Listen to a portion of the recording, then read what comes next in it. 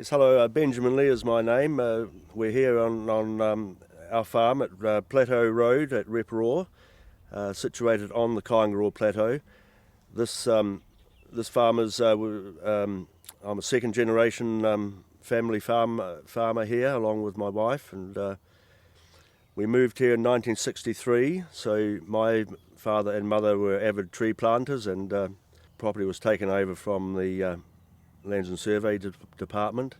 Started off sheep and beef farming. It's now a dairy farm. We run 400 milking cows over 150 hectares effective grazing out of a total area of 187 hectares. So a considerable amount of the farm has been taken out of pasture production and retired for various reasons, soil conservation and some production forestry, and of course a lot of shelter belts for the stock welfare.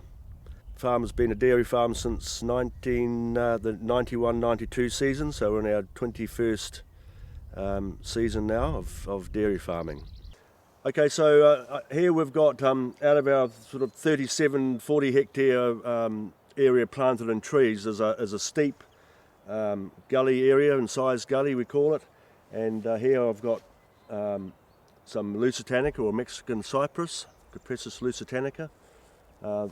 These trees are aged 16 now, and it's because it's a steep area. We've taken all the steep areas out. Basically, wherever we can't get a fert truck is planted in trees, either straight out erosion control or in some sort of production forestry. Two benefits: erosion control and hopefully some useful timber species and logging down the line. So here we've got the lusitanica, and just further up the gully we've got some macrocarpa growing. Now just bear in mind that the cypress species are toxic to cattle, especially cows in late pregnancy, so we have some abortive abortion problems. So here I've planted some oak trees and some acers and beech trees, which are non-toxic, to create a barrier between the cypress and the pasture. So cattle reaching over the fence, even though they are electric fences, they can browse the lower branches of the hardwoods, but will not ingest any toxic cypress branches. So especially for dairy farmers, something to bear in mind. Do grow cypress, but be aware of that there is some toxic problems with pregnant cattle. The extra benefit from this is we have a very sheltered paddock here. This is an exposed site. We're literally on the edge of the Kaingaroa Plateau, and we call these paddocks the edge paddocks because looking west it just drops off. It's the first escarpment on the edge of the Kaingaroa Plateau. So exposed to the west and southwesterly winds, of which we're getting a sou'wester today, but it's very still and warm in this particular paddock. Okay, so we're down in the lusitanica woodlot here on the steeper ground. I forgot to mention earlier on that this farm is rather elevated. We're over 500 metres right here, and this site, if I can just point out, we're looking directly southwest to the Tongariro National Park at Mount Tongariro, Nauahoe and Ruapehu, and in the foreground is Mount Taupo near Taupo. These woodlots do encourage the colonising species of our native plants, so we've got Pittosporum and Pseudosphatic and Coprosma coming up through these trees, along of course with some of our unwanted exotic woody weeds like blackberry. But otherwise it's a pretty good site. It's encouraging bird life. Alright, so here we've got a small area. Again, it's a part of an incised gully. I call them fingers and thumbs of a much larger, steeper catchment area flowing to off the plateau towards the Waikato River. And these young trees here is the second crop of some cypress. The original crop was macrocarpa and it was logged. The logs were used to build a very nice house for my brother. He took the trees and had them milled and the timber machined and built a very nice house. The macrocarpa crop has been replanted with what we call a hybrid clone. These young trees here are far more resilient to cypress canker. In the background here we've got some remnants of that macrocarpa crop I told you that we had logged and milled on site. In our own home on the farm here at Reporoa, we have built a nice new kitchen and made a floor from eucalyptus delegatensis wood. And those trees are further over in another woodlot in another gully runoff area. Even though these areas are quite small, they do yield some very useful and highly valued building materials. For my brother's house, the macrocarpa component was valued at the quantity surveyor's initial costings at $80,000. So there's some very useful and highly valued timber came from a very small area here. Alright, so this is a 3 hectare paddock. It looks flat, but it's in a high runoff area. This is planted in what we call agroforestry. In other words, it's pasture production as well as timber production or log production. This is planted in radiata, Pinus radiata, at originally 150 stems to the hectare, so wide spacing between trees, which enables pasture production up to a canopy closure. This particular area here is due for logging and will be logged out in the next summer or two.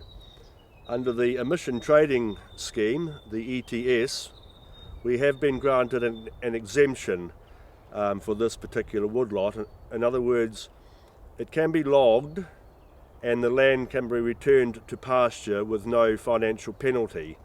The value of these trees is pretty much all in the prune butt, and the prune butt log is from anywhere from 5 metres to 9 metres.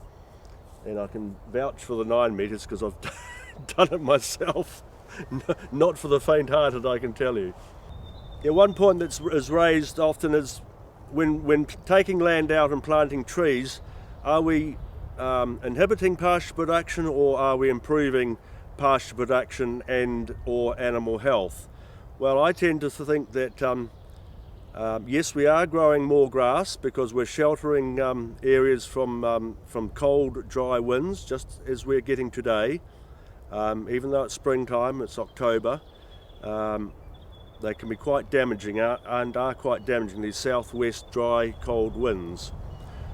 This particular area here will grow more grass once the trees are removed because they are taking up a lot of space. But generally speaking, woodlots and shelter belts, I believe, enhance pasture production, and of course they do enhance the animal welfare, the well-being of the cows. They get shade in the summertime and shelter in the colder times of the year.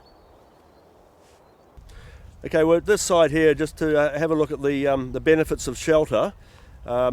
On this property we've got various types of shelter belts. We've got multi-row shelter belts, that is shelter belts made up of a number of rows of trees. We have single belt shelter belts, which is just one row of trees, usually with mixed species. I like to mix up the trees so that it's visually more appealing, and we get light and shade. We have deciduous trees in the wintertime which will let light pass through, and then in the summertime we get the added benefits of shading for the cattle. Now we're facing pretty much south here. South is that way, and we're still getting this southwesterly wind coming in, but the cattle here they're fully fed and they're sheltered. So they're very comfortable. When these animals are at rest, in other words camped or just standing quietly, this is when we're getting milk production. And quite a bit of this is coming from the benefits of shelter. Here in Reporoa, we're members of the Taupo branch of the New Zealand Farm Forestry Association. We hold field days and we can talk about what's best for our areas, the different types of trees and species that are suited to our area and climatic conditions. And we also get advice from specialist foresters and forest consultants and marketing people. So the benefits really come through with an organisation like New Zealand Farm Forestry Association. I'm often asked what advice I could give to new people, especially younger farmers coming onto the land, and what to do in regard of tree planting and land use. Well, my advice on, especially on these light Taupo ash soils, is to get planting sooner than later, especially in erosion prone areas near waterways. Plan your shelter belts and get them in. Shelter belts do need management, so bear in mind the costs and the energy involved in the pruning and the trimming of those trees, the fencing and acquiring of planting stock. So even though it may look straightforward, there's quite a bit of planning that needs to be put in place. Selecting the species is important, and again, good advice can come through farm forestry members, those who have been involved in tree planting for a number of years, and or a number of forestry consultants around the country. We in the New Zealand Farm Forestry Association, as a benchmark, we always seem to think that, and have said that a land user or a farmer can set aside at least 10% of the land area and plant in trees in production forestry and shelter belts and amenity plantings, and it will not impede the production at all on that particular farm. In fact, as I've said before, in my opinion, it will actually enhance the production through the benefits of soil retention, moisture retention to some extent, and the benefits to the animals through shade and shelter. So it's multi-purpose, trees on farms, multi-purpose, economic, succession planning, animal welfare, erosion control and soil conservation, bird life, water quality, all of these things. Sometimes difficult to put a dollar value on, but I believe the dollar values will come through in the long run.